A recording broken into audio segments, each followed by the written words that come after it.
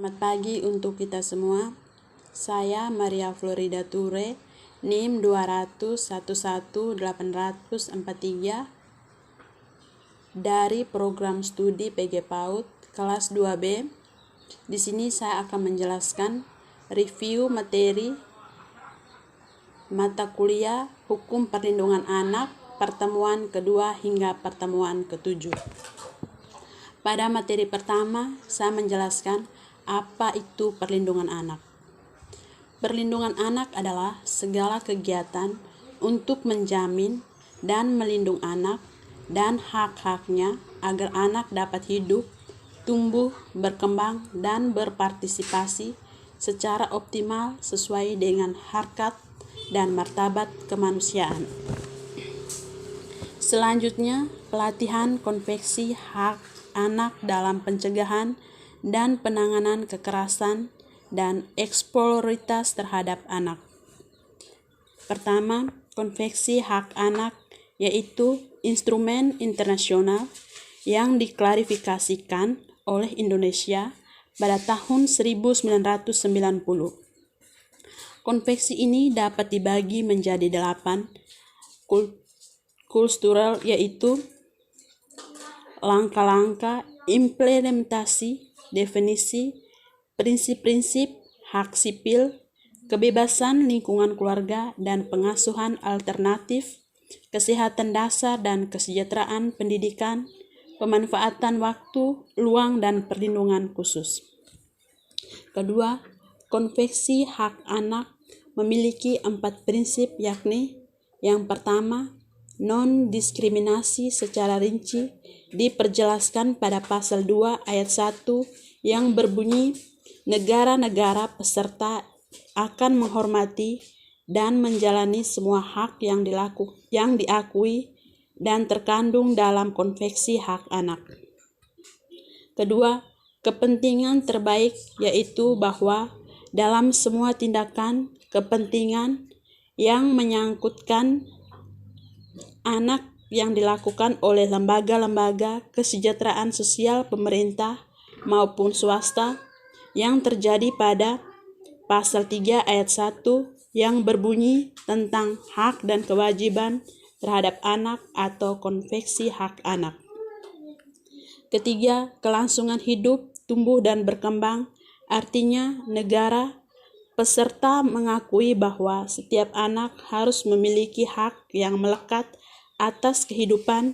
Pasal 6 ayat 1 yang berbunyi, negara-negara peserta akan menjalani sampai batas maksimal kelangsungan hidup dan perkembangan anak.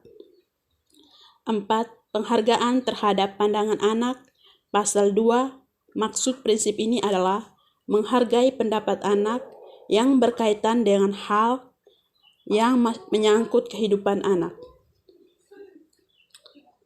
Materi berikut 4 hak anak yang disertakan dengan sumbernya. 1. Hak untuk hidup, yang berarti hak yang mendapatkan pelayanan kesehatan, air bersih, tempat berteduh, dan aman, sehingga anak bisa berhak untuk memiliki nama dan kebangsaan. Yang kedua, hak untuk berkembang, artinya hak untuk berkembang sesuai dengan potensinya, sehingga anak berhak mendapatkan pendidikan, istirahat, dan rekreasi dalam suatu kegiatan. 3. Hak untuk mendapatkan perlindungan, artinya seorang anak berhak dilindungi dan eksploitasi ekonomi, diskriminasi, kekerasan, bahkan penelantaran atau yang disebut dengan cacat fisik maupun mental. 4. Hak untuk berpartisipasi, yaitu hak untuk berpartisipasi di dalam keluarga, dalam kehidupan dan sosial, bebas mengutarakan berbagai pendapat, hak untuk mendapatkan berbagai informasi mengenai suatu hak yang didengar dari anak-anak, baik dilihat dari segi pandangan ataupun pendapatnya. Materi berikut, dalam Undang-Undang Republik Indonesia Nomor 23 Tahun 2002 tentang perubahan atas Undang-Undang Nomor 35 Tahun 2014 tentang perlindungan anak, yaitu menurut pasal 22, di mana pasal ini diubah sehingga berbunyi sebagai berikut.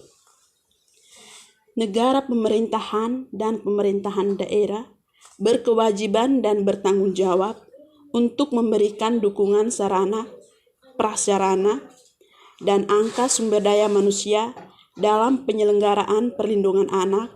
Dari pasal tersebut adalah setiap negara, pemerintahan, dan pemerintahan daerah mempunyai kewajiban untuk menjalani perlindungan, pemeliharaan, dan kesejahteraan terhadap anak dengan memperhatikan hak dan kewajiban orang tua wali atau orang tua lain yang secara hukum bertanggung jawab terhadap hak anak.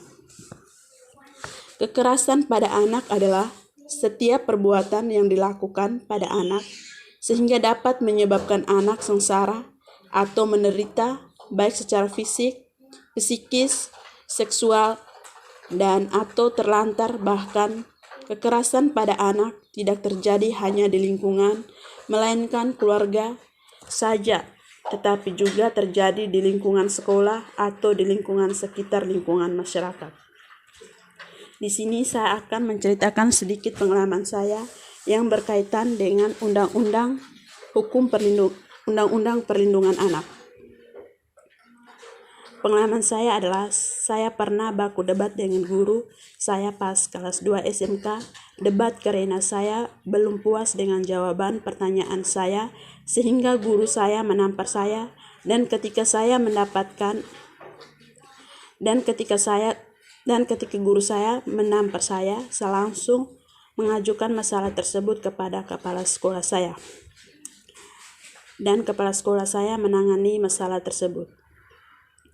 Pengalaman kedua adalah waktu saya TK. Ketika saya mau bermain ayunan, guru saya tidak mengizinkan saya untuk bermain, tetapi saya masih saja harus bermain ayunan tersebut. Guru saya menegur saya dan menyiksa saya untuk berdiri satu kaki di depan kelas, dan seketika itu juga saya tetap malu dengan teman-teman saya. Di sini saya kaitkan dengan Undang-Undang Perlindungan Anak pasal 56 nomor 35 tahun 2014 yang berbunyi, pemerintahan dan pemerintahan daerah dalam menyelenggarakan pemeliharaan dan perawatan wajib mengupayakan dan membantu anak agar anak dapat 1. Berpartisipasi, 2. Bebas